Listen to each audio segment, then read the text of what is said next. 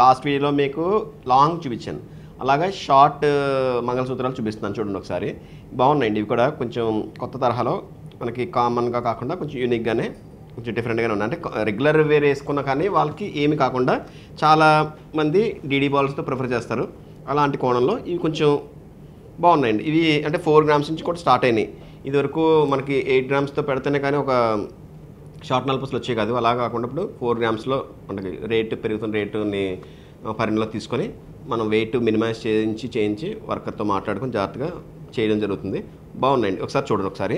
ఇవన్నీ కూడా regular use చేసే వాళ్ళకి చాలా ఇష్టపడతారు ఇలాగా. అంటే కంప్లీట్గా బ్లాక్ బీడ్స్తో ఎక్కువ ఇష్టపడతారు కొంతమంది గోల్డ్ ఎక్కువతో ఇష్టపడతారు.